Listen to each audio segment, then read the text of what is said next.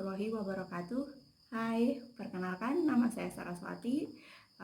Saya di sini ingin menjelaskan mengenai komunikasi kebijakan, terkhusus mengenai bentuk komunikasi kebijakan. Mari kita belajar bersama-sama. Oke, kali ini pembahasan yang pertama yaitu mengenai pengertian komunikasi kebijakan yang saya ambil dalam jurnal Nuranti 2016 yang berjudul Kebijakan Publik dalam Pengelolaan Pedagang Kaki Lima Berbasis Kearifan Lokal. Menjelaskan bahwa komunikasi kebijakan menurut Solihin Abdul Wahab 2005 yaitu suatu komunikasi yang terjadi di dalam tubuh pemerintah sehingga dapat diterjemahkan yaitu sebagai suatu penyampaian pesan, program dan gagasan pemerintah kepada masyarakat dalam rangka mencapai tujuan negara, sehingga dapat dikatakan bahwa komunikasi kebijakan ini sebagai pendukung dalam pencapaian tujuan kebijakan publik. Oke, selanjutnya yaitu saya akan menjelaskan mengenai bentuk komunikasi di kebijakan. Itu ada 5. Yang pertama informasi, koordinasi, diseminasi, sosialisasi, yang terakhir yaitu persuasi. Oke, dari 5 bentuk komunikasi kebijakan ini saya akan menjelaskan salah satunya, yaitu yang pertama bentuk informasi. Informasi merupakan bentuk dari data-data yang diperoleh dari sesuatu peristiwa tertentu yang tersebar dimanapun, termasuk di dalam administrasi negara. Data tersebut yang dapat diartikan, yang dapat diberi makna, sehingga dapat menghasilkan sebuah informasi. Oke, dari informasi tadi, dari bentuk informasi tadi, saya akan mengambil contoh mengenai informasi di dalam sebuah kebijakan di Indonesia. Saya mengambil kebijakan dan strategi penanggulangan stunting di Indonesia. Stunting itu sendiri berarti kondisi gagal tumbuh pada anak balita akibat kekurangan gizi kronis sehingga anak lebih pendek untuk usianya. Biasanya akan nampak terlihat pada usia anak berusia 2 tahun. Ya, untuk data-datanya datanya menurut datanya menurut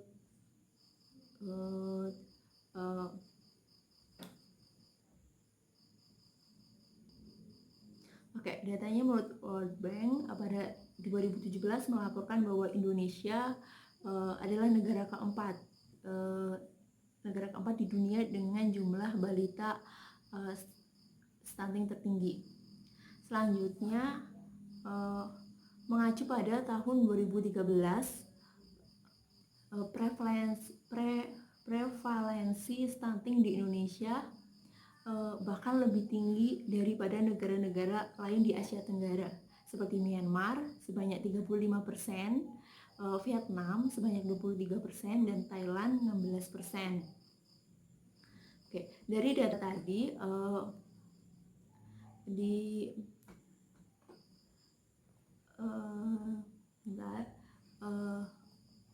dikatakan bahwa stunting pada anak balita di Indonesia, ini data dari tahun 2017, yaitu 36,8%, 2010 35,6%, 2013 37,2%, 2016 33,6%, dan 2018 30,8%. Itu sumbernya menurut Kerdas.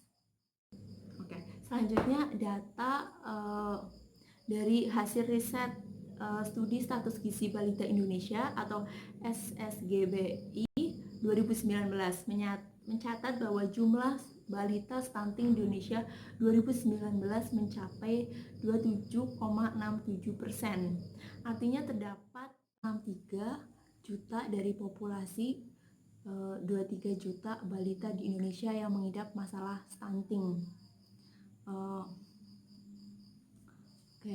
Selanjutnya yaitu mengenai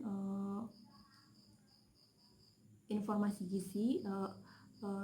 gizi tentang angka kecukupan gizi atau AKG yang berisi informasi mengenai kecukupan rata-rata zat gizi sehari yang direkomendasikan kepada hampir semua orang sehat, yaitu 97,5% sesuai dengan karakteristik umur, jenis kelamin, ukuran tubuh, aktivitas fisik, genetik, dan keadaan fisiologis untuk mencapai derajat kesehatan yang optimal. Selanjutnya yaitu mengenai data skor pola pangan harapan PPH tahun 2017 mencapai 83,04%, yang dibagi padi-padian itu 25%, selanjutnya 15,49% itu pangan hewani, selanjutnya 9,81% kacang-kacangan, dan sayur dan buah itu 21,74%.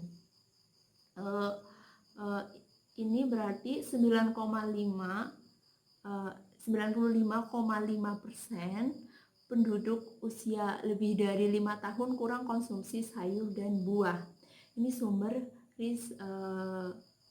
Riskesdas 2018.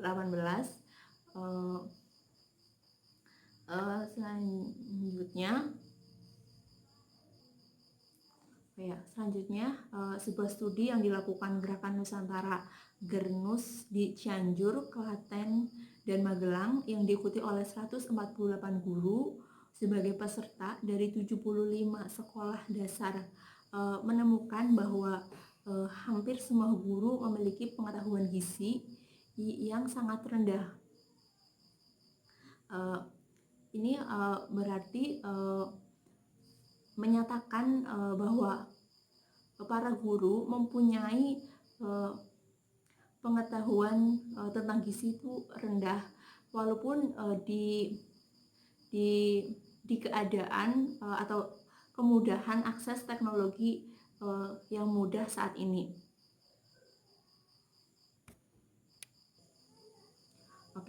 Dari data-data yang sudah saya sampaikan di atas tadi dapat menghasilkan informasi berupa, yaitu pada tahun 2016 sampai tahun 2019 prevalensi angka stunting mengalami penurunan, namun pemenuhan gizi masih kurang sebanyak 2,0%, karena masyarakat Indonesia masih lebih dominan mengonsumsi padi-padian daripada makanan seperti buah-buahan, sayur, daging-dagingan seperti itu. Selanjutnya juga Indonesia merupakan memiliki pengetahuan yang rendah mengenai gizi. Juga Indonesia adalah negara yang masih memiliki kasus stunting tinggi.